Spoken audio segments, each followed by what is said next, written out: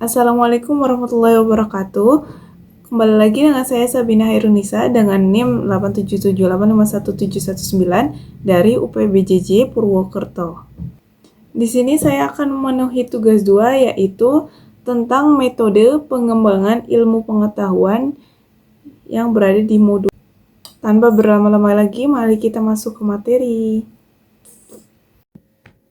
Yang pertama, bagaimana sih filsafat ilmu mengawasi dan memperkuat eksistensi keilmiahan serta nilai-nilai dalam ilmu pendidikan? Dalam mengawasi dan memperkuat eksistensi keilmiahan serta nilai-nilai pendidikan dilakukan oleh 3 pilar utama filsafat ilmu, ada ontologi, epistemologi, dan aksiologi. Yang pertama, ada ontologi. Ontologi itu berperan sebagai memperkuat eksistensi ilmu dengan membahas hakikat atau objek kajian dari suatu ilmu nih.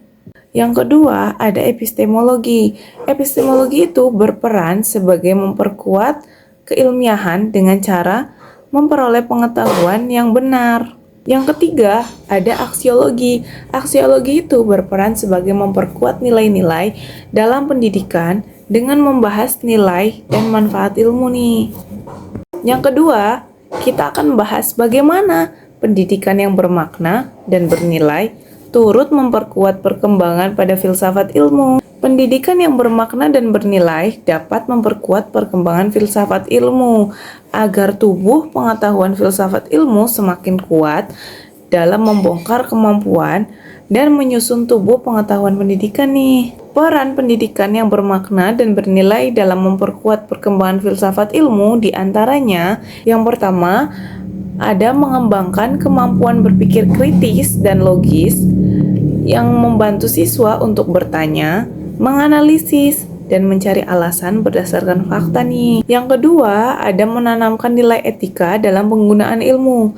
Pendidikan yang bernilai dapat membantu anak untuk memahami bahwa ilmu harus dapat dimanfaatkan dengan baik dan tidak merugikan orang lain. Yang ketiga, menumbuhkan rasa ingin tahu. Pendidikan yang bermakna dapat memperkuat perkembangan filsafat ilmu karena filsafat ilmu berlandaskan untuk mencari kebenaran melalui penelitian. Nomor 3, mengapa filsafat ilmu dapat disebut sebagai pisau analisis, yakni ontologi, epistemologi, aksiologi dalam membedah persoalan-persoalan pendidikan. Filsafat ilmu sering disebut sebagai pisau analisis karena untuk mengkonstruksi dan mengembangkan ilmu pendidikan secara mendalam, sistematis, dan kritis melalui 3 pilar utama, yaitu ontologi, epistemologi, dan aksiologi. Yang pertama ada ontologi. Melalui ontologi, pendidikan dipahami dengan proses pengembangan potensi, karakter, dan kepribadian anak, sehingga akar persoalan pendidikan dapat dianalisis secara mendalam. Yang kedua, ada epistemologi. Epistemologi membantu guru dalam menentukan strategi, metode, dan pendekatan pembelajaran secara logis, ilmiah, dan sesuai dengan kebutuhan peserta didik. Yang ketiga, ada aksiologi. Aksiologi membantu guru dalam mengerahkan pendidikan agar tidak hanya menjadikannya murid tersebut cerdas saja, tetapi harus memiliki nilai moral, etika, dan dapat bertanggung jawab dalam kehidupan bermasyarakat. Baik, soal terakhir. Contoh konkret penerapan filsafat ilmu dalam praktik pendidikan, misalnya dalam kebijakan, kurikulum, atau proses pembelajaran. Yang pertama, kita akan mulai dari penerapan dalam kebijakan pendidikan. Contohnya, pemerintah sekarang menerapkan kurikulum merdeka yang menekankan pada pembelajaran aktif, kreativitas, dan pengembangan karakter siswa. Hubungannya apa nih dari praktik pendidikan dengan 3 pilar filsafat ilmu? Yang pertama ada ontologi. Penerapan pada ontologi yaitu memandang pendidikan sebagai proses pengembangan potensi secara utuh. Penerapan pada epistemologi yaitu pengetahuannya itu yang diperoleh dari pengalaman belajar, diskusi, dan pemecahan masalah. Yang ketiga, penerapan pada aksiologi, yaitu pendidikan diarahkan untuk membentuk pelajar yang mandiri, berkarakter, dan dapat bermanfaat bagi masyarakat.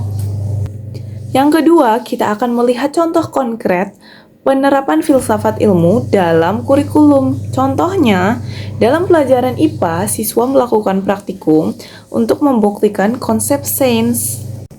Yang pertama, penerapan pada ontologi, yaitu objek yang dipelajari adalah fenomena alam yang nyata nih. Yang kedua, penerapan pada epistemologi, yaitu kita dapat memperoleh ilmu dengan melakukan observasi, penelitian, dan eksperimen sains. Yang ketiga, ada penerapan pada aksiologi, yaitu ilmu yang kita gunakan untuk memahami lingkungan dan memecahkan masalah kehidupan sehari-hari. Selanjutnya, kita akan melihat contoh konkret pada penerapan dalam proses pembelajaran. Contoh, guru menggunakan metode diskusi dan problem-based learning saat membahas masalah lingkungan. Kita akan melihat pada penerapan pada ontologi, yaitu masalah lingkungan dapat dipahami sebagai realitas yang harus dipelajari nih. Yang kedua, penerapan secara epistemologi, yaitu kita mencari informasi tentang masalah lingkungan, lalu kita menganalisis data yang diperoleh dari informasi tersebut dan menyimpulkan solusi yang tepat untuk mengatasi masalah lingkungan tersebut. Yang ketiga, ada penerapan pada aksiologi, yaitu pembelajaran menjadikan kita untuk selalu bersikap peduli dan bertanggung jawab terhadap lingkungan di sekitar kita. Baiklah, sekian dari tugas 2 yang telah saya sampaikan. Mohon maaf jika banyak kesalahan kata. Dimaafkan ya, Pak. Pergi ke Ancol melihat lumba-lumba. Sampai jumpa lagi semua. Wassalamualaikum warahmatullahi wabarakatuh.